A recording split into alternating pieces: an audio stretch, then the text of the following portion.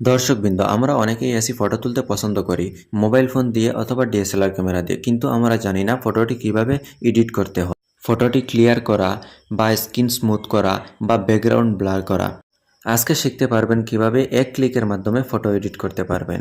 ফটোটি এডিট করার জন্য ছোট্ট একটি অ্যাপ্লিকেশন ইনস্টল করতে হবে। কিভাবে ইনস্টল করবেন ভিডিওটির লাস্টে দেখিয়ে দেব। চলুন দেখিয়ে দেই কিভাবে এডিট করবেন। অ্যাপটি ইনস্টল হয়ে যাওয়ার পর অ্যাপটিকে ওপেন করবেন।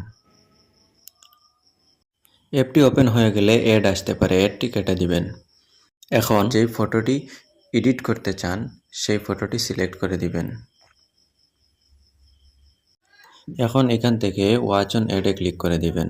রিমুভ অ্যাডে ক্লিক করলে টাকা পে করতে হবে। আমরা তো টাকা পে করব না, আমরা ফ্রিতে এডিট করব।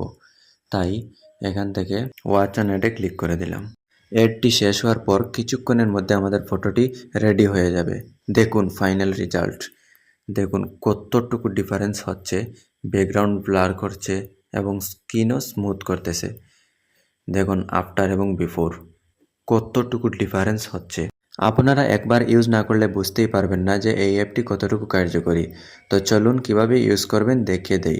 এই অ্যাপটি ইনস্টল করার জন্য প্লে স্টোরটি ওপেন করবেন। প্লে স্টোরটি ওপেন করার পর সার্চ বারে গিয়ে সার্চ দিবেন রেমিনি লিখে।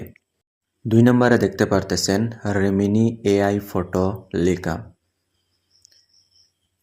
এই দেখেন এই লোগোটি দেখে রাখেন। এই অ্যাপটি ইনস্টল করে নেবেন। ইনস্টল করে ওপেন করে এডিটটি করতে পারবেন। আজকের ভিডিওটি এই পর্যন্তই।